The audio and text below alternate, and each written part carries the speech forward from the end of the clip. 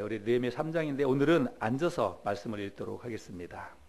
느헤미야 3장 3장이 1절부터 32절까지인데 오늘은 본문 말씀을 제가 다 읽도록 하겠습니다. 그때에 대제사장 엘리야십이 그의 형제 제사장들과 함께 일어나 양문을 건축하여 성별하고 문짝을 달고 또 성벽을 건축하여 함메아 망대에서부터 하나넬 망대까지 성별하였고 그 다음은 여리고 사람들이 건축하였고 또 그 다음은 이므리의 아들 삭굴이 건축하였으며 어문은 하스나의 자손들이 건축하여 그 들보를 얹고 문짝을 달고 자물쇠와 빗장을 갖추었고 그 다음은 학고스의 손자 우리아의 아들 무레못이 중수하였고 그 다음은 무세사벨의 손자 베레게의 아들 무슬람이 중수하였고 그 다음은 바하나의 아들 사독이 중수하였고 그 다음은 드고아 사람들이 중수하였으나 그 귀족들은 그들의 주인들의 공사를 분담하지 아니하였으며 옛문은 바세아의 아들 요야다와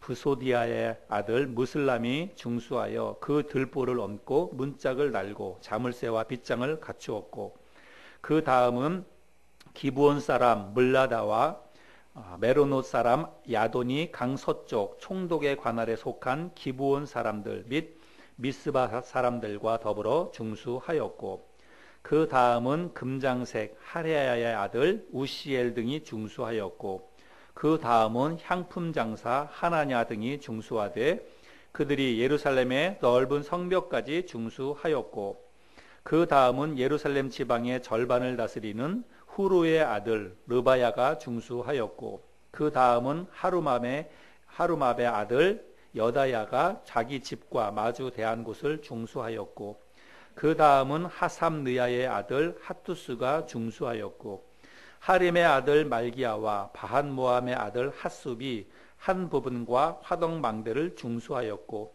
그 다음은 예루살렘 지방 절반을 다스리는 할로헤스의 아들 살룸과 그의 딸들이 중수하였고 골짜기 문은 한원과 산호와 주민이 중수하여 문을 세우며 문짝을 달고 자물쇠와 빗장을 갖추고 또 분문까지 성벽 1000규빗을 중수하였고 분문은 베네게렘 지방을 다스리는 레갑의 아들 말기야가 중수하여 문을 세우며 문짝을 달고 자물쇠와 빗장을 갖추었고 샘문은 미스바 지방을 다스리는 고로세의 아들 살룬이 중수하여 문을 세우고 덮었으며 문짝을 달고 자물쇠와 빗장을 갖추고 또 왕의 동산 근처 셀라못가의 성벽을 중수하여 다윗성에서 내려오는 층계까지 이르렀고 그 다음은 벳술 지방 절반을 다스리는 아스북의 아들 느헤미야가 중수하여 다윗의 묘실과 마주대한 곳에 이르고 또 파서 만든 못을 지나 용사의 집까지 이르렀고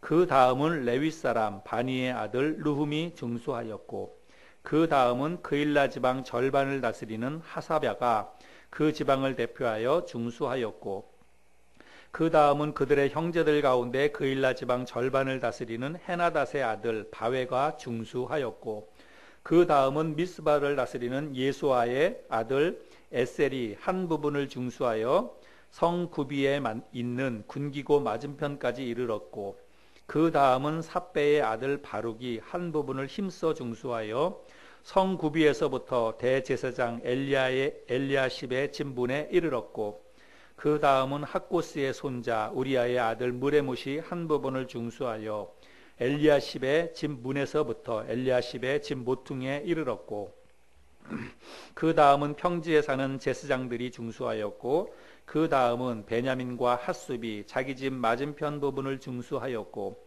그 다음은 아나냐의 손자 마아세야의 아들 아사랴가 자기 집에서 가까운 부분을 중수하였고 그 다음은 헤나닷의 아들 빈누이가 한 부분을 중수하되 아사랴의 집에서부터 성구비를 지나 성모퉁이에 이르렀고 우세의 아들 발랄은 성구비 맞은편과 왕의 윗궁에서 내민 망대 맞은편 곧 시위청에서 가까운 부분을 중수하였고 그 다음은 바로스의 아들 브다야가 중수하였고 그때의 느디님 사람은 오벨에 거주하여 동쪽 수문과 마주대한 곳에서부터 내민 망대까지 이르렀느니라.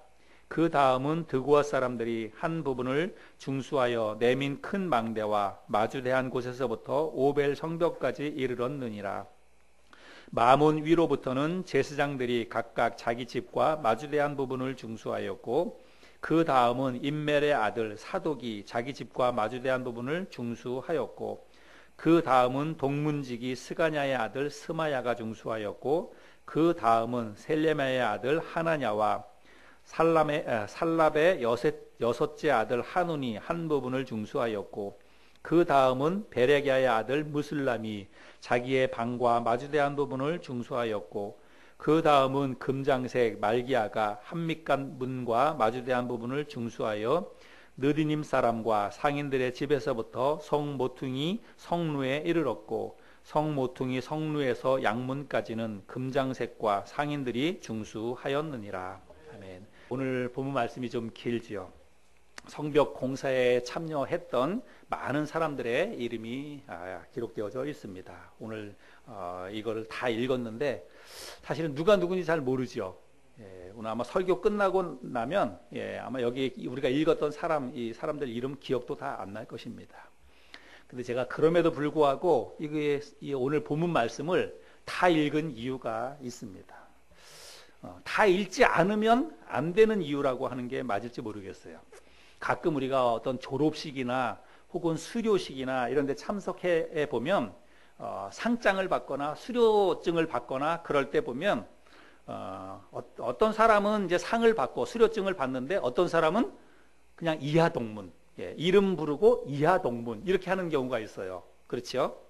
근데 그거는 조금 더 납니다. 그거는 그나마 더 심한 것은 뭐냐면 누구 왜 몇 명 이렇게 하는 경우가 있어요. 제가 우리 아들이 이제 그 군대 갔는데 신병교육 때 그 수료식에 갔더니 수료식을 대표해 가지고 이제 그 하는 사람은 한 사람만 이름을 호명을 하는 거예요. 누구 왜 230 몇 명 그렇게 해 가지고 이제 그 5주간의 신병교육 훈련을 마쳤다 이렇게 얘기를 하더라고요. 근데 어떤 사람은 이름도 호명이 되고 그 사람이 한 일도 이렇게 쭉 설명을 해주는데 어떤 사람은 누구 왜 몇 명 이름도 얘기 안 해줘요. 그래서 좀 서운한 마음도 들고 똑같이 고생하고 똑같이 수고하고 똑같이 과정을 겪었는데 어떤 사람은 대표로 그렇게 이름도 호명되고 그러는데 어떤 사람은 그냥 대충 넘어가고 그러니까 좀 서운한 마음도 들고 그랬습니다. 그래서 제가 오늘 이걸 다 읽은 이유는 여기 기록된 많은 사람들이 서운하지 말라고. 서운하면 안 되잖아요. 이 사람들 똑같이 수고했잖아요. 이 사람들이 얼마나 수고를 많이 했겠습니까? 오늘날처럼 무슨 도구가 있거나 성벽을 쌓는데 그런 게 아니잖아요. 그러니까 맨몸으로 그야말로 떼양볕에서 이런 고생들을 했을 텐데 우리가 같이 말씀을 읽으면서 적어도 우리가 본문 말씀을 그냥 흘려 읽지 말고 다 읽어야 되지 않을까 이런 생각이 들었습니다. 오늘 우리가 이스라엘 백성들이 무너진 성벽을 다시 쌓는 그 일들을 우리가 함께 좀 나눠보기를 원하는데 많은 사람들이 기록되어져 있는데 다 살펴볼 수는 없습니다. 근데 오늘가 이 말씀을 살펴보면서 하나님의 일이 어떻게 이루어지는지 그리고 우리는 하나님의 몸된 교회에서 또 그리스도인으로서 어떤 삶을 우리가 살아야 하는지 하나님의 일에 어떻게 동참해야 하는지 이 말씀들을 통해서 함께 좀 교훈을 나눠보기를 원합니다. 먼저 성벽 재건의 이 규모가 어떠했는지 그리고 공사가 어떤 식으로 진행이 되었는지 우리가 그림을 통해서 좀 한번 살펴보면 좋겠어요. 제가 그림을 나눠드렸는데 한번 이렇게 보시면 이스라엘 백성들이 새롭게 그 재건한 그 성벽 재건한 그 공사의 어떤 그 상황을 보면 일단 그 성벽이 위아래로 이렇게 길게 이렇게 되어 있죠. 근데 여기에는 성 안으로 들어가는 문이 있는데 그 문이 전체가 몇 개냐면 10개가 있습니다. 10개의 성문이 있습니다. 여러분들 거기에 제가 이렇게 보기 좋게 이렇게 표시도 해놨는데 색깔별로 그래서 10개의 성문이 있고 그리고 이 성은 외부의 침입으로부터 그 성 안에 있는 사람들을 보호하는 거잖아요. 그렇기 때문에 성 중간중간에 망루가 있습니다. 망대. 그래서 5개의 망루가 있습니다. 그리고 이 성벽 전체의 길이, 둘레, 이 둘레는 어떤 사람들은 한 4.5km다 이렇게 이야기하기도 하고 어떤 사람들은 4마일이다. 4마일은 6km거든요. 그래서 6km가 된다. 둘레 전체가. 그렇게 이야기하는 사람들도 있고 그렇습니다. 저는 성지순례를 아직 가보지 않았는데 성지순례를 가보신 분들은 예루살렘 그 시내를 중심으로 해가지고 예루살렘 시내를 둘러싼 그 거리를 이렇게 순례를 이렇게 걸어서 한 바퀴를 돈다고 합니다. 근데 사실은 그렇게 크지 않대요. 예루살렘 예루살렘 그 도시 전체가 그렇게 크지 않답니다. 그래서 뭐 반나절도 안 걸리는 그 시간에 그 예루살렘 전체를 도보로 한번 이렇게 다 걸을 수가 있다고 이야기를 합니다. 그래서 뭐 하루에도 뭐 2번, 3번도 이렇게 그 예루살렘을 전체를 이렇게 둘러보는 그런 분들도 있다고 하는데, 이 당시에 그 예루살렘 그 성벽은 그거보다 훨씬 작았어요. 오늘날은 그보다 이제 훨씬 더 크고, 이 느헤미야가 무너진 성벽을 건축할 당시에 예루살렘 그 도시는 훨씬 더 작았습니다. 그래서 둘레가 한 뭐 4.5km, 6km 그 정도면 뭐 아주 작은 거잖아요. 예, 그 안에 예루살렘 성전도 있고, 이제 그 예루살렘 사람들이 그 안에서 모여서 살기도 하고 그런다는 것입니다. 그게 이제 외부의 침입으로부터 성벽이 무너져 버려서 느헤미야가 이제 그 무너진 성벽을 재건하는 일들을 하게 되는데, 예, 10개의 성문과 5개의 망루가 있는 그런 성벽을 그리고 전체 둘레는 뭐 한 5, 6km 되는 그런 성벽을 재건하는 일을 했다고 하는 것입니다. 예, 그런 것들을 여러분들이 머릿속에 담아두시고, 그리고 뒤에 보면 나눠드린 그 뒤에 보면 이제 그 성벽들이 있는데, 그 흑백으로 된 사진에 보면 그 윗부분에 약간 칼라로 되어 있는 부분이 있죠. 예. 그래서 원래 성벽은 이제 기존에 있던 성벽은 저 밑에 것까지 다 단데, 무너진 성벽을 재건하는 것의 일부분은 저 위에 이제 그 색깔 있는 부분, 그거를 다시 쌓았다는 거예요. 그래서 무너진 성벽이라고 하는 것은 기존의 틀이 있다는 거잖아요. 그 기존의 틀 위에서 무너진 부분을 보수했다, 이런 말인데, 이제 저런 식으로 보수를 했다, 이런 뜻이 되겠고요. 예, 이것도 이제 무너진 성벽, 예, 그런 모습의 일부분이라고 보시면 되겠습니다. 예, 얼마나 많은 사람들이 이 무너진 성벽을 재건하는 일에 동참을 했는지 정확히 알 수는 없습니다. 그런데 우리가 읽었던 이 본문 말씀에 보면 적어도 이름이 기록된 지도자들의 숫자는 약 한 50명가량이 됩니다. 대부분 종족이나 혹은 가문이나 가족 단위로 이 성벽 재건하는 일에 동참했다는 것을 우리가 볼 수 있고, 그리고 자기 자신이 살고 있는 곳에서 가까운 곳, 집 앞에 그런 부분을 할당을 맡아서 그 부분들을 그 벽을 쌓았다라고 하는 것들을 알 수 있습니다. 여기에 이제 기록되어져 있는 사람들의 면면을 살펴보면 대제사장도 있었고, 제사장도 있었고, 귀족들, 그리고 어느 한 지방을 다스리는 지방의 관료들, 그 다음에 금장색, 향품 장사, 레위인, 심지어는 여자들, 딸들도 여기 지금 이 일에 동참했던 것을 볼 수가 있습니다. 그래서 보면 신분과 직업과 또 성별에 관계없이 많은 사람들이 무너진 성벽을 재건하는 일에 동참했다라고 하는 것을 알 수가 있습니다. 오늘 우리가 이 사람들을 하나씩 다 살펴볼 수는 없어요. 근데 조금 특징이 되는 몇몇 그 사람들에 대해서만 함께 좀 살펴보기를 원합니다. 첫 번째 살펴볼 사람은 1절에 기록되어져 있는 대제사장 엘리야십입니다. 1절 말씀을 다시 한번 볼까요? 우리 같이 한번 1절 말씀을 한번 읽어보겠습니다. 1절 시작. 그때에 대제사장 엘리야십이 그의 형제 제사장들과 함께 일어나 양문을 건축하여 성별하고 문짝을 달고 또 성벽을 건축하여 함메아 망대에서부터 하나넬 망대까지 성별하였고, 그래서 첫 번째는 대제사장 엘리야십이 쌓은 그 모습을 기록하고 있는데, 나중에 여러분들이 이거 제가 나눠드린 그 그림을 보면서 이 사람이 쌓은 그 성벽이 여기서부터 여기까지구나, 이런 것들을 한번 확인해 보시면 되겠습니다.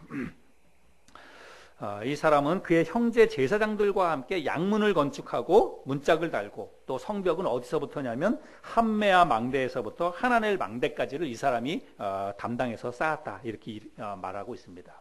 근데 우리가 여기서 주목해야 될 것은 이 사람이 어떤 사람이냐면 대제사장이다라고 하는 것입니다. 그때의 대제사장 엘리야십이 그의 형제 제사장들과 함께, 그러면 이 사람이 대제사장이고 함께 성벽을 쌓았던 그의 형제들은 제사장이라고 이야기하고 있습니다. 그러면 이 사람은 어느 지파 사람이라는 거예요? 레위 지파 사람이라고 이야기하는 것입니다. 레위 지파. 여러분 우리가 성경을 구약 성경을 읽을 때 보면 레위 지파 사람들이 했던 일들을 우리가 알 수 있어요.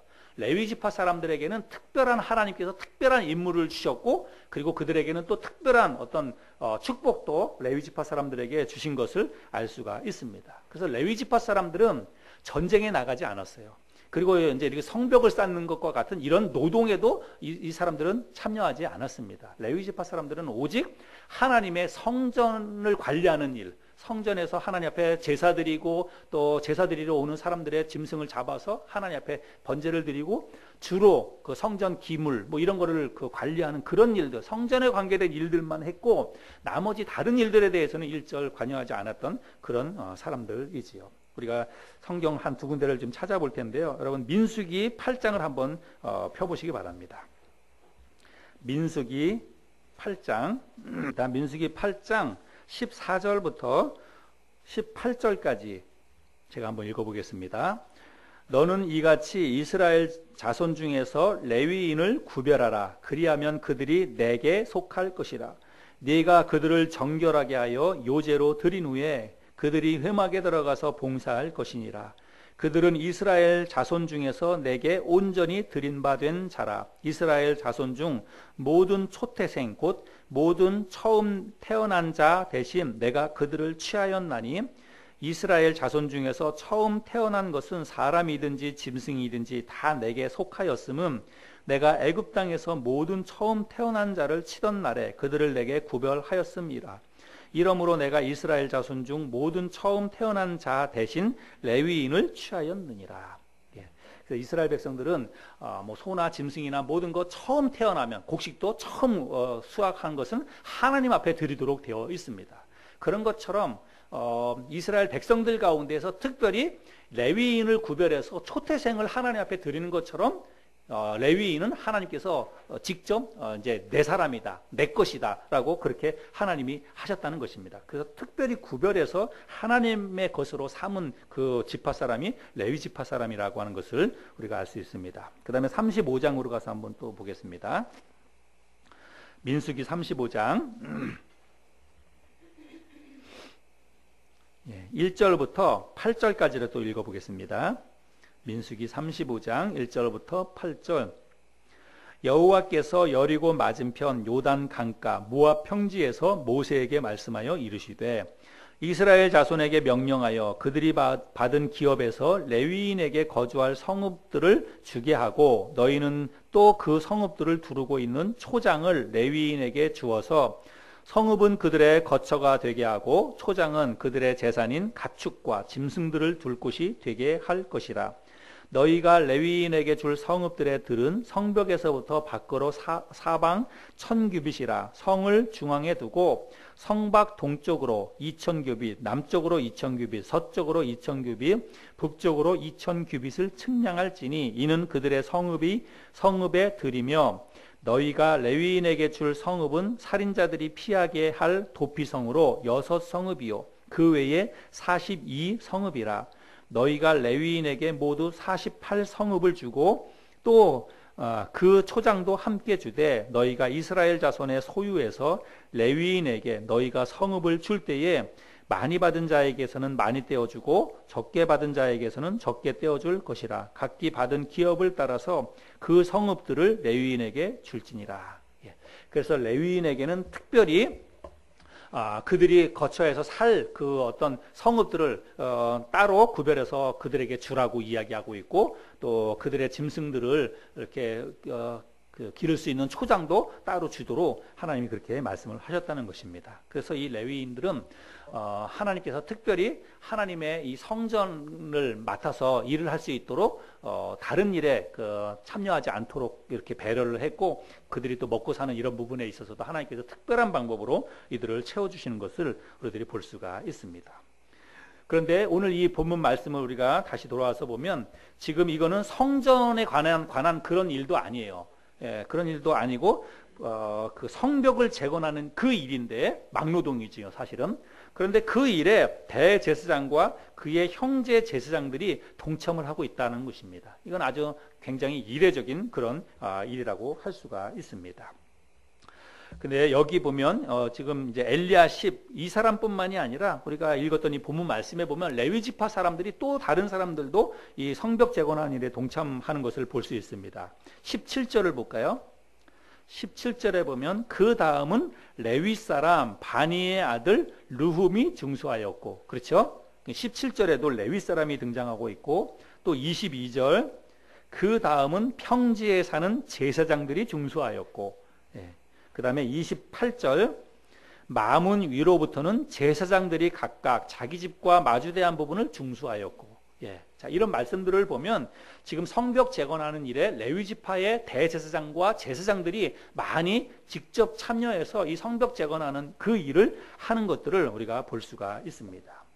그래서 사실은 어찌 보자면 이스라엘 백성들 가운데에서 레위 지파라고 하면 아마 백성들을 영적인 면에 있어서 지도하는 그런 지도자 그룹이라고 할 수 있습니다.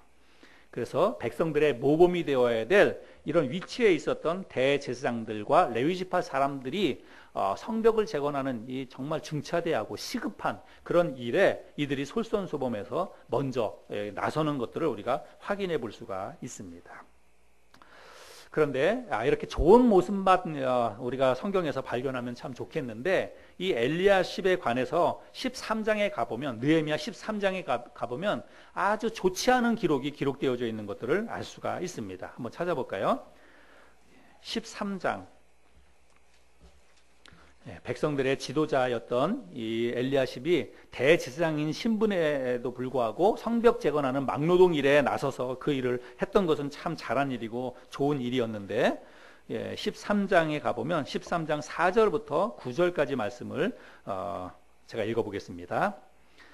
이전에 우리 하나님의 전에 방을 맡은 제사장 엘리야십이 도비아와 연락이 있었으므로 도비아를 위하여 한 큰 방을 만들었으니 그 방은 원래 소재물과 유향과 그릇과 또 레위 사람들과 노래하는 자들과 문지기들에게 11조로 주는 곡물과 새 포도주와 기름과 또 제사장들에게 주는 거제물을 두는 곳이라. 그때에는 내가 예루살렘에 있지 아니하였느니라. 바벨론 왕 아닥사스다 32년에 내가 왕에게 나아갔다가 며칠 후에 왕에게 말미를 청하고 예루살렘에 이르러서야 엘리야십이 도비아를 위하여 하나님의 전뜰에 방을 만든 악한 일을 안지라. 내가 심히 근심하여 도비아의 세간을 그 방 밖으로 다 내어 던지고 명령하여 그 방을 정결하게 하고 하나님의 전에 그릇과 소재물과 유향을 다시 그리로 들여 놓았느니라.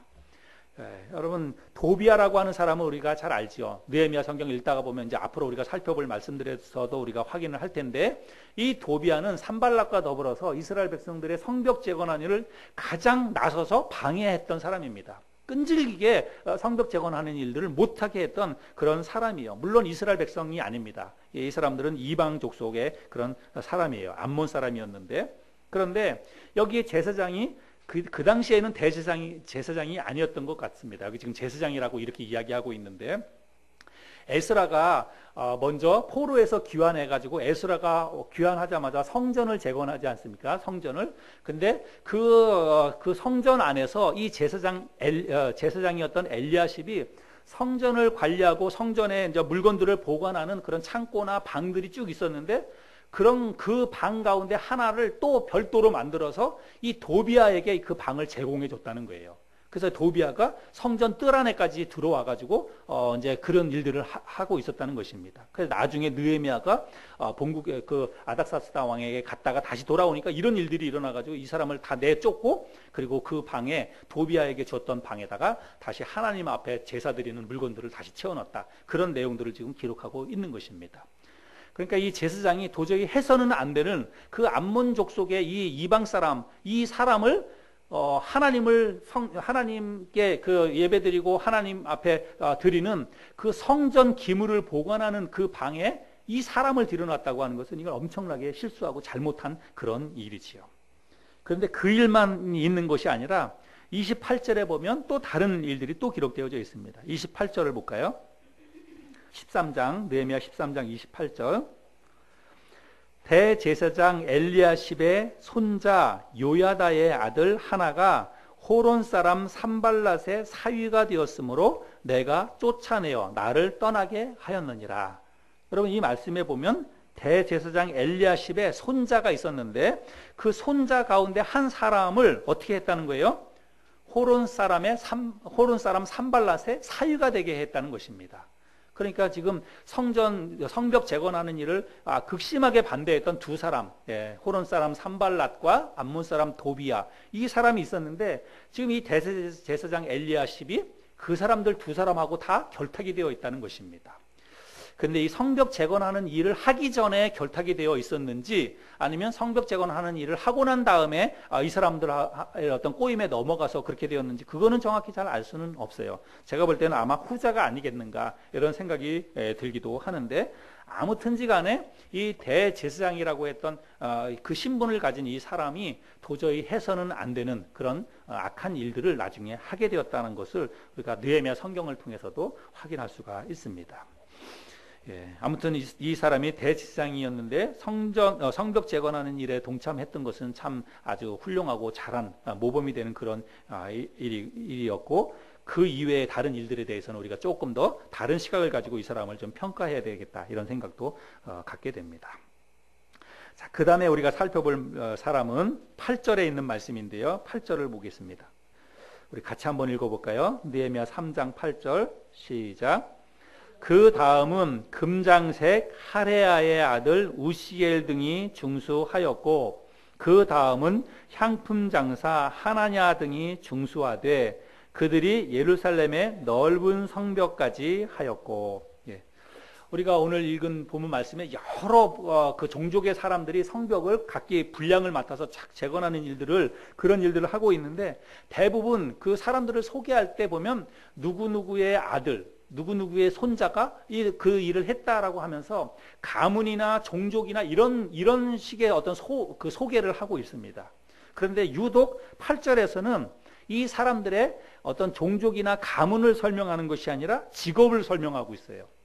그래서 좀 특이하다라고 하는 것입니다. 그래서 직업에 대해서 소개하는, 성벽 재건하는 일에 동참한 사람들 가운데에서 직업이 소개된 사람은 여기밖에 없어요. 그러니까 좀 특별하다라고 할 수 있는 것이죠. 여기에 금장색의 직업을 가지고 있었던 우시엘이라고 하는 사람하고, 그 다음에 향품 장사를 하고 있었던 하나냐라고 하는 사람이 성벽 재건하는 일에 동참을 했다는 것입니다. 금장색이라고 하는 것은 이제 도금이에요. 금도금업인데, 이 당시에는 신전이나 혹은 이제 우상을 만드는 그런 일들이 이제 많이 번창을 하게 됐습니다. 그래서 신전 같은 데도 금으로 도금을 하고 이런 일들을 이제 많이 하게 됐는데, 이 금장색 하레아의 아들 우시엘이라고 하는 사람은 그 당시에 번창했던 이런 금 도금하는 그 일을 통해서 막대한 재물을 소유한 그런 사람이었습니다. 또 향품 장수 하나냐 역시도 무역을 통해서 많은 재물을 모았던 그런 사람이라고 합니다. 그러니까 이 사람 두 사람은 다른 사람들보다도 물질적으로 아주 풍요로운, 아주 거부인 그런 사람들이었다라고 하는 거예요. 그러면 여러분, 부자들은 사실은 아쉬울 게 없잖아요. 그렇죠? 물질적으로 풍부하면 뭐 막노동에 직접 나서가지고 뭐 일을 하거나 사실은 그렇지 않을 그런 확률들이 많습니다. 근데 이 사람들은 굉장히 거부였고 돈을 많이 모은 부자였는데도 불구하고 이 성벽 재건하는 일에 이 사람들이 자원해서 나서서 그 일을 했다는 것입니다. 그래서 우리가 이런 것들을 통해서 보면 이 사람들이 왜 이렇게 자기들은 아쉬울 게 없는 그런 삶을 사는 사람들이었는데 성벽 재건하는 이 막노동 일에 이 사람들이 자원해서 이렇게 했을까? 우리가 묵상을 해보고 생각을 해봐야 돼요. 그러면 이 사람들은 분명히 내가 돈이 많이 있고 부자로 살고 있지만 내 신분이 뭐다? 나는 이스라엘 백성이다. 나는 하나님의 백성이다. 이스라엘 민족의 공동체에 대한 소속감이 이 사람들에게 분명히 있었다는 것입니다. 그리고 무너진 이 하나님의 성벽을 재건함으로 인해서 이스라엘 백성들이 안전한 삶을 사는데 내가 나서야 되겠다라고 하는 백성을 사랑하는 마음이 이 사람들에게 있었다는 거예요. 그래서 우리가 이런 걸 통해서 확인하고 배울 수 있는 교훈은 뭐냐면, 하나님의 일은 신분과를 막론하고 누구나 공동체에 속한 사람들이 다 함께 그야말로 계급장 떼고 자기가 하고 있는 일과 신분과 이런 거 상관없이 하나님의 일에 적극적으로 동참할 때 그럴 때 교회가 세워지고 하나님의 나라가 든든하게 세워진다는 것입니다. 우리가 가끔 이제 뭐 어떤 목사님들의 설교를 듣거나 그러다 보면 우리나라에서는 그런 경우가 뭐 그렇게 흔치 않지만 미국이나 이런 데 보면 뭐 이제 유명한 대통령이나 이런 사람들이 대통령이나 국가에서 큰 일들을 했던 사람이 뭐 대통령의 임기가 만료되고 그러면 그냥 평범하게 주일학교 교사로 돌아가고, 그리고 교회에서 어떤 뭐 아주 허드렛 일을 하는 뭐 주차 봉사 요원으로 돌아가고 그런 일들을 우리가 많이 보게 되고 그렇죠.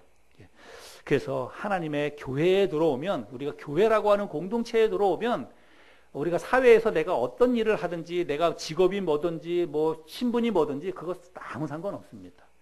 하나님의 교회에 일단 발을 들여놓는 그 순간은 우리는 모두가 다 똑같은 신분이에요. 다 똑같이 하나님의 그 자녀라고 하는 그런 신분을 가지고 하나님의 교회를 세우는 일에 모두가 똑같이 동참해야 된다는 것입니다. 그 일이 뭐 아무리 힘들고 어려운 일이라 할지라도 다 사회 나가면 그런 일을 우리가 안 할 수 있지만 교회에 들어오면 그렇지 않아야 돼요. 교회에 들어오면 다 같이 역할을 나눠서 그 일에 우리가 들여져야 된다는 것입니다. 그럴 때 무너진 성벽이 다시 쌓아지는 것이고 또 교회도 세워진다. 우리가 이런 말씀을 통해서 배울 수 있는 교훈입니다. 자, 그 다음에도 비슷한 그런 내용인데요. 그 다음에는 한 지방을 다스리는 권력자들이 나옵니다. 우리 몇 군데를 찾아볼 텐데요. 먼저 9절을 한번 볼까요? 9절. 그 다음은 예루살렘 지방의 절반을 다스리는 후루의 아들 르바야가 중수하였고, 그 다음에 16절. 그 다음은 벳술 지방 절반을 다스리는 아스북의 아들 느헤미야가 중수하여 다윗의 묘실과 마주대한 곳에 이르고 또 파서 만든 못을 지나 용사의 집까지 이르렀고, 그 다음에 17절. 그 다음은 레위 사람 바니의 아들 르흠이 중수하였고, 그 다음은 그일라 지방 절반을 다스리는 하사바가 그 지방을 대표하여 중수하였고, 그 다음에 19절로 갑니다. 그 다음은 미스바를 다스리는 예수아의 아들 에셀이 한 부분을 중수하여 성구비에 있는 군기고 맞은편까지 이르렀고, 지금 읽었던 이 본문 말씀을 보면 어떤 한 지방을 다스리거나 그 지방의 절반을 다스리는 그런 관료들이 나오고 있습니다. 물론 그 당시에 이런 지방의 규모가 얼마나 컸는지 또 그 사람들이 가지고 있는 그 권력이 어떤 것인지 우리는 정확히 알 수는 없습니다. 근데 제가 보니까 오늘날로 한번 이렇게 비교해 보면 어떤 뭐 한 지방, 미스바의 한 지방을 다스렸다, 그 지방의 절반을 다스렸다, 그런 거면 적어도 오늘날로 비유하면 뭐 군수나 혹은 뭐 구청장이나 그 정도는 되지 않았을까 이런 생각이 들어요. 그렇죠? 한 지방을 다스리거나 그 지방의 절반을 다스린다고 하면 그 정도의 권력을 갖지 않았을까 이런 생각을 해보게 됩니다. 그런데 지금 이들이 하는 일이라고 하는 것은 돌을 날라다가 혹은 진흙을 이겨가지고 그거를 만들어서 벽을 쌓아 올리는, 성벽을 쌓아 올리는 그야말로 막노동의 일입니다. 그리고 우리들이 아는 것처럼 예루살렘이라고 하는 이 도시는 해발 800m 이상에 있는 고지대에 있는 그런 도시입니다.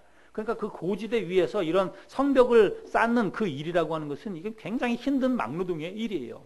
근데 이런 일에 어떤 권력자들이 나서서 자기가 평상시에는 어떤 지방을 다스리는 그런 관료인데 이 성벽을 재건하는 이 일에는 그런 계급장이 필요 없어요. 그래서 이 사람들도 직접 나서서 이런 일들을 하고 있었다는 것입니다.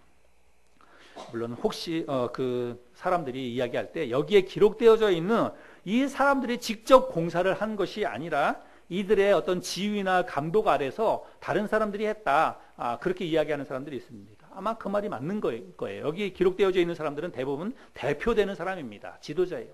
그리고 어디에서부터 어디까지, 뭐 이쪽 그 성벽에서부터 여기까지 이 한두 사람이 그거를 다 할 수는 없잖아요. 여기 기록되어 있는 이 사람들이 다 할 수는 없습니다. 물론 이 사람들이 지휘나 감독을 했는데, 그렇다고 해서 제가 볼 때 이 사람들이 그냥 뒤에서 명령만 하고 말로만 하거나 저는 그렇다고 생각하지 않습니다. 이 사람들이 직접 나서서 그 일을 하면서 사람들에게 적재적소에 사람들을 배치하고 또 관리도 하고 감독도 하고 그러면서 자기도 직접 이 일에 동참했다, 저는 그런 생각을 합니다. 가끔 보면 지도자들 가운데는 말로 모든 것을 다 하는 지도자가 있습니다. 그런가 하면 직접 발벗고 나서서 자기가 직접 구정물에 손도 담그고 지저분한 곳에 발도 담그고 그러면서 자기가 그 일을 그냥 뭐 어떤 요식행위로가 아니라 실제로 사람들과 함께 그런 일들을 하는 지도자들도 있습니다. 꼭 지도자가 아니라 할지라도 우리는 그런 사람이 되어야 됩니다. 그냥 뒤에서 말로 그냥 이렇게 나불나불하고 말로 다 명령만 하고 실제로는 안 하고 그렇게 해서는 사람들이 따라오지 않아요. 그렇게 하는 리더십은 진정한 리더십이 될 수가 없습니다. 교회 일도 마찬가지예요. 교회에서 우리가 무슨 일을 하든지 어떤 사람들은 뒤에서 말로 다 하는 사람이 있습니다. 우리는 그렇게 하면 안 돼요. 직접 내가 몸으로 나서서 몸된 교회를 세우는 그 일에 내가 희생하고 헌신하고 섬기고 이런 일들을 우리가 감당할 수 있어야 교회가 세워진다는 말입니다. 자, 그 다음에 살펴볼 것은 자기 자신이 한 몫만 감당하는 것도 참 쉽지 않은데 여기 말씀해 보면 한 몫을 다 끝내놓고 다른 곳에 가서 또 한 몫을 한 그런 사람들이 몇 사람이 등장을 합니다. 그러니까 두 몫의 그것을 감당했던 사람들이 나온다는 거예요. 한번 좀 찾아서 볼까요? 우리가 그냥 이렇게 쭉 한번 대충 읽으면 이런 거 잘 몰라요. 근데 이제 꼼꼼히 살펴보면서 보면 아, 정말 이런 사람도 있었구나라고 하는 것들을 발견하게 되지요. 먼저 여러분 4절을 보면 학고스의 손자 우리아의 아들 무레못이라고 하는 사람이 나오는데 4절에 그 다음은 학고스의 손자 우리아의 아들 무레못이 중수하였고 여기 무레못이라고 하는 사람이 나오는데 여러분 21절을 볼까요? 21절에 보면 그 다음은 학고스의 손자 우리아의 아들 무레못이 한 부분을 중수하여 이렇게 나오지요. 그러니까 4절에 있는 그 지역하고 21절에 있는 그 지역은 다른 지역이에요. 그런데 사람은 동일하죠. 그래서 학고스의 손자 우리아의 아들 무레못이 한 곳을 딱 끝내놓고 빨리 다른 곳에 가서 또 다른 한 곳을 또 했다는 것입니다. 두 사람의 몫을 두 곳의 몫을 이 사람이 했다고 이야기하는 것이죠. 그 다음에 또 있습니다. 이번에는 바한 모압의 아들 핫숲이라고 하는 사람인데 11절을 볼까요? 11절 하림의 아들 말기야와 바한 모함의 아들 핫숲이 한 부분과 화덕 망대를 중수하였고 여기에 이제 그 바한 모압의 아들 핫숲이라고 하는 사람이 나오는데 그 다음에 23절에 보면 그 다음은 베냐민과 핫숲이 자기 집 맞은편 부분을 중수하였고 그러니까 11절에도 핫숲이 나오고 23절에도 핫숲이 나오는데 이 핫숲이라고 하는 사람이 11절에서는 말기야와 함께 어떤 한 부분을 중수하고 그 다음에 23절에서는 베냐민과 함께 또 한 부분을 또 했다는 것입니다. 그렇죠? 그래서 핫숲이라고 하는 사람도 두 군데서 일을 한 것을 볼 수 있습니다. 그 다음에 베레가의 아들 무슬람이라고 하는 사람이 나오는데 이 사람도 그렇습니다. 4절에 보면 그 다음은 학고스의 손자 우리아의 아들 무레못이 중수하였고 그 다음은 무세사벨의 손자 베레가의 아들 무슬람이 중수하였고 여기 무슬람이라고 하는 사람이 나오는데 30절로 가면 이 사람이 또 나옵니다. 30절에 그 다음은 셀레메의 아들 하나냐와 살랍의 여섯째 아들 한운이 한 부분을 중수하였고 그 다음은 베레가의 아들 무슬람이 자기의 방과 마주대한 부분을 중수하였고 그렇죠? 그래서 여기서 무슬람이라고 하는 사람이 나옵니다. 그 다음에 마지막은 향품 장사였던 하나냐라고 하는 사람인데요. 8절에서 우리가 이미 읽었는데 그 다음은 금장색 하레야의 아들 우시엘 등이 중수하였고 그 다음은 향품 장사 하나냐 등이 중수하되 해서 하나냐가 8절에 등장하는데 30절에도 하나냐가 나옵니다. 30절에 보면 그 다음은 셀레메의 아들 하나냐와 이렇게 등장하죠. 그래서 8절에서는 향품 장사로 그를 소개하고 있는데 30절에서는 이 사람을 셀레메의 아들로 족보를 따라서 그렇게 이야기하고 있는데 같은 사람입니다. 그래서 금방 읽었던 두 몫을 감당했던 그런 사람들이 있어요. 이 사람들은 열정과 그리고 사랑과 희생과 섬김의 마음이 정말 더 특별했던 그런 사람들이었다라고 하는 것들을 우리가 알 수가 있죠. 이렇게 어떤 사람들은 한 부분뿐만이 아니라 두 부분을 감당한 사람도 있었는가 하면 성벽 재건하는 이 일에 쏙 빠졌던 사람도 있어요. 참여하지 않고 뒤로 빠졌던 그런 사람도 성경에는 빼놓지 않고 기록하고 있습니다. 5절 말씀인데요. 5절 말씀을 보겠습니다. 같이 한번 읽어볼까요? 5절 시작. 그 다음은 드고아 사람들이 중수하였으나 그 귀족들은 그들의 주인들의 공사를 분담하지 아니하였으며, 여기에 보면 드고아 지방에 있었던 귀족들이 성벽 재건하는 일에 동참하지 아니했다 기록하고 있습니다. 이 드고아라고 하는 지방은 예루살렘이 있으면 예루살렘의 동남쪽, 그러니까 밑에 그 동남쪽에 15km 지점에 있었던 그 지방인데, 여기는 특별히 아라비아 사람 게셈, 우리가 나중에 보면 성벽 재건하는 일을 방해했던 사람 가운데 게셈이라고 하는 사람이 나오는데, 이 아라비아 사람 게셈이 수시로 공격했던 지방이 드고아 지방입니다. 그래서 이 사람들이, 귀족들이 동참하지 않은 이유가 이 아라비아 사람들을 너무 두려워하지 않았을까, 혹은 이 아라비아 사람들과 안 좋게 결탁이 되어 있지 않았을까, 이런 생각들을 해볼 수 있습니다. 그래서 이런저런 이유로 인해서 이 사람들은 이제 그 지방에 있었던, 드고아 지방에 있었던 귀족들은 성벽 재건하는 일에 이 사람들이 뒤로 빠져서 나몰라라 했다는 것입니다. 그래서 모든 사람들이 다 기쁨으로 자원해서 동참한 것이 아니라 이런 사람들, 동참하지 않았던 이런 사람들도 있었다. 성경은 그런 것들을 다 밝혀주고 있습니다. 오늘 우리가 이스라엘 백성들이 성벽 재건하는 일, 이거를 살펴보았는데, 저는 이 말씀을 읽으면서 성벽을 재건하는 이 일이 오늘날 교회를 세워나가는 그런 일과 유사하다, 그런 생각을 해보게 되었습니다. 여러분, 이스라엘 백성들이 무너진 성벽을 재건했던 그 이유가 뭘까요? 가장 큰 이유는 뭐냐면 외부의 침입으로부터 주민들을 안전하게 보호하기 위해서 성벽을 쌓는 거예요. 이제 적들이 침범해 오지 못하도록 성벽을 쌓는 것입니다. 그 다음에 또 하나의 이유는 뭐냐면, 여러분, 지금 우리가 제가 나눠드린 그 그림에 보면 북쪽 위쪽에 뭐가 있냐면 예루살렘 성 안에 성전이 있습니다. 성전. 그래서 성전을 보호하려고 하는 그런 이유도 있는 것입니다. 그래서 예루살렘 성 안에 예루살렘 성전이 있는데, 여러분, 성전 중심의 안전한 신앙생활, 그들의 믿음을 지키기 위해서도 성벽을 쌓는 거예요. 그래서 이런 두 가지 이유 때문에 이스라엘 백성들이 무너진 성벽을 재건했다는 것입니다. 교회를 세워나가는 이유도 저는 이와 같다라고 생각이 됩니다. 여러분, 교회가 영적으로 그리고 물리적으로 든든하게 잘 세워져 있어야 교회 안에 있는 성도들의 삶이 안전합니다. 여러분, 그렇게 믿으시나요? 우리는 교회를 여러분들이 어떻게 생각하는지 모르겠습니다. 교회를 그냥 단순히 일주일에 한 번 와서 예배드리는 그런 곳으로만 여러분들이 생각하는지 모르겠지만, 여러분, 교회는 그렇지 않습니다. 교회는 그냥 내가 단지 일주일에 한 번 와서 예배드리는 곳이다. 여러분, 그런 곳이 교회가 아닙니다.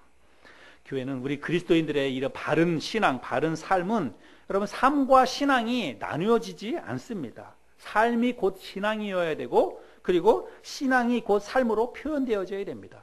여러분, 이 말은 뭐냐면 우리의 삶과 신앙이라고 하는 게 분리되거나 따로따로가 아니라는 거예요.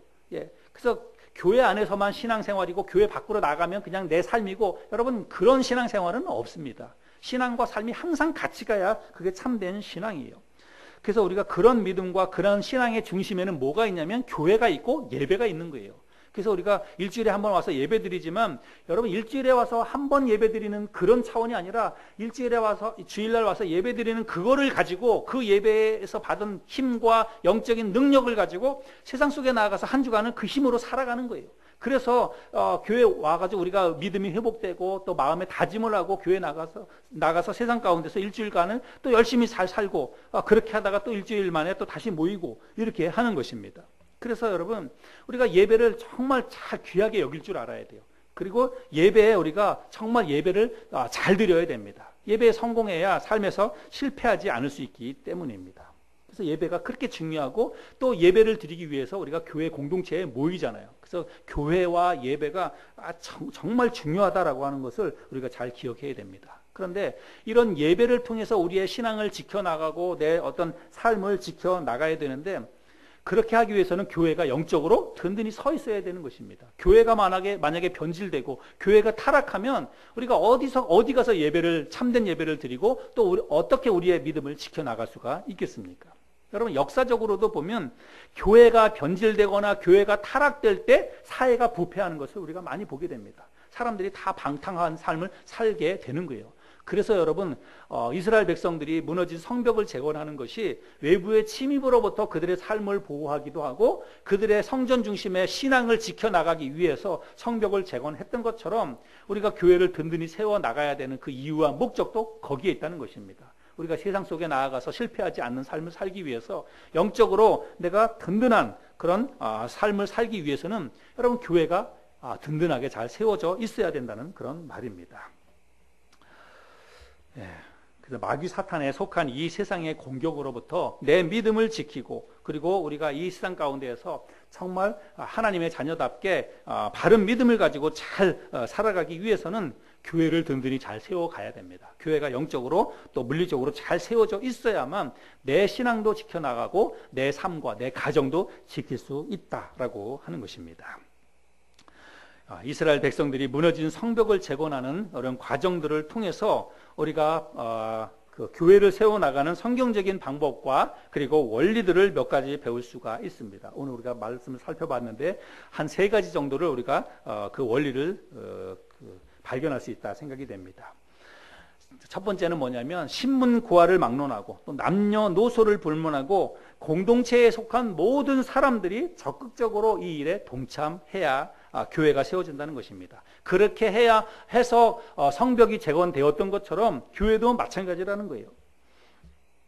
성벽을 재건하는 일이 정말 힘든 막노동의 일이지요. 그러나 그 일에 여러분 남자들만 동참한 것이 아니라 어떤 부족의 딸들도 동참한 것을 볼 수 있습니다. 그래서 어떤 큰 지역을 담당했던 관리도 있고 대지상들도 있고 그랬는데 여러분 그런 거 다 상관없이 정말 신문고하를 막론하고 남녀노소를 막론하고 성벽 재건하는 일에 동참했던 것처럼 우리들도 적극적으로 교회를 세워나가는 일에 동참할 때 우리 교회가 든든히 세워져 간다는 것입니다.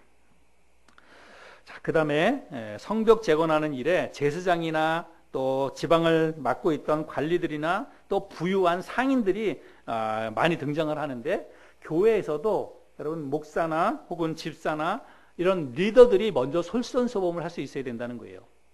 그럴 때 그냥 단지 보여주기 위함이 아니라 실제적으로 목사나 또는 집사나 교회의 영적인 리더들이 나서서 교회의 모든 일들을 책임지고 또 솔선수범해서 그 일들을 희생하고 그런 일들을 해나갈 때 성도들이 한마음이 될 수 있고 또 잘 따라서 교회를 세우는 일에 동참을 할 수가 있다는 것입니다. 이런 면에 있어서 저는 우리 교회에 계시는 3분의 집사님들에게 진심으로 감사한 마음이 있습니다. 다 정말 솔선수범해서 성도님들이 다 인정하고 또 그렇게 믿고 따르는 것처럼 우리 교회 집사님들이 정말 열심히 헌신을 다 하시죠. 여러 가지 면에 있어서 일들을 잘 감당해 주고 계시는데 진심으로 감사하게 생각하고 교회는 그래야 된다는 것입니다. 목사나 집사나 교회의 영적인 그 일들을 맡고 있는 사람들이 책임지고 더 먼저 발벗고 나서서 교회를 세우는 일에 모범을 보여야 성도들이 한마음으로 함께한다는 것을 우리들이 배울 수 있습니다. 자, 그 다음에 마지막 살펴보는 것은 어떤 사람들은 자기 자신의 일을 빨리 끝내놓고 또 다른 사람들이 해야 될 그 역할까지도 했던 것을 보게 됩니다. 두 몫의 일들을 했던 것을 볼 수가 있지요. 그래서 오늘날 교회도 그와 같습니다. 이런 사람들처럼 헌신과 희생에 의해서 교회가 세워진다는 것입니다. 나에게 맡겨진 그 일뿐만이 아니라 힘에 지나도록 자원해서 다른 사람들의 일까지도 돌아보는 그런 헌신과 섬김, 이런 것들이 있을 때에 교회가 더 든든히 세워져 간다는 것입니다. 고린도후서 8장에 보면 이런 말씀이 있죠. 형제들아, 하나님께서 마게도냐 교회들에게 주신 은혜를 우리가 너희에게 알리노니 환난의 많은 시련 가운데서 그들의 넘치는 기쁨과 극심한 가난이 그들의 풍성한 연보를 넘치도록 하게 하였느니라. 내가 증언하노니 그들이 힘대로 할 뿐 아니라 힘에 지나도록 자원하여 이 은혜와 성도 섬기는 일에 참여함에 대하여 우리에게 간구하나니 우리가 바라던 것뿐만 아니라 그들이 먼저 자신을 죽게 드리고 또 하나님의 뜻을 따라 우리에게 주었도다. 힘에 지나도록 자원해서 이 마게도냐 교회 성도들이 그렇게 하나님의 일을 섬기는 일에 동참했다는 것입니다. 또 빌립보서 말씀에도 보면 그러므로 그리스도 안에 무슨 권면이나 사랑의 무슨 위로나 성령의 무슨 교제나 긍휼이나 자비가 있거든 마음을 같이하여 같은 사랑을 가지고 뜻을 합하며 한 마음을 품어 아무 일에든지 다툼이나 허영으로 하지 말고 오직 겸손한 마음으로 각각 자기보다 남을 낮게 여기고 각각 자기 일을 돌아볼 뿐더러 또한 각각 다른 사람들의 일을 돌보아 나의 기쁨을 충만하게 하라. 자기 일을 돌아보는 것은 그냥 해야 할 일만 하는 거예요. 그러나 다른 사람들의 일까지도 돌아보는 것은 그거는 더 큰 섬김과 희생이라고 하는 것입니다. 우리 모두가 다 이런 마음으로 내 일만 하는 것이 아니라 내 일도 잘해야 되지만 다른 사람들의 일까지 돌아보고 섬길 수 있을 때에 교회가 더 든든히 세워져 간다는 것입니다. 이제 말씀을 맺습니다. 오늘은 우리가 이스라엘 백성들이 무너진 성벽을 어떻게 재건하는지 살펴보았습니다. 오늘 우리가 읽었던 말씀에서 가장 많이 나오는 그런 말은 그 다음은이에요. 그 다음은. 그죠? 누구누구 그 다음은. 이 그 다음은이라고 하는 말은 연이어서 이런 뜻입니다. 어떤 사람이 여기서부터 여기 했다면 그 다음 이어서 또 누가 이렇게 했고 또 누가 이렇게 했고. 하나님의 일은, 교회를 세우는 일은 각계각층의 여러 사람들이 모여서 자기 자신의 몫을 감당하고 또 다른 사람이 그 다음의 몫을 감당하고 그 다음에 또 다른 사람이 그 몫을 감당하고 이렇게 할 때에 교회가 세워져 간다는 것입니다. 여러분 세상에 공짜가 없다. 우리가 그런 말 많이 하죠. 거저 얻어지는 것은 없습니다. 우리 교회가 더 부흥하고 더 성장하고 더 잘 세워져 가기 위해서는 여러분 거저 일이 이루어지지 않습니다. 우리 모두 하늘소망교회에 속한 사랑하는 성도님 모두가 다 내가 맡겨져 있는 일이 무엇인가, 내가 감당해야 될 우리 하늘소망교회를 세우는 일에 있어서 나에게 주어진 그 섹터 영역이 어디인가, 내가 해야 할 일이 무엇인가, 그거를 잘 묵상하고 그 일을 잘 감당해야 됩니다. 그리고 나서 또 다른 사람이 이어서 그 다음에 어떤 또 다른 영역의 일들을 감당하고 이런 일들을 우리가 꾸준히 잘 해 나갈 때 올 한 해 동안 우리 교회가 잘 세워져 갈 수 있으리라고 믿습니다. 우리 모두가 다 그런 마음을 가지고 하나님의 몸된 교회를 잘 세워나갈 수 있는 올 한 해가 될 수 있기를 바랍니다.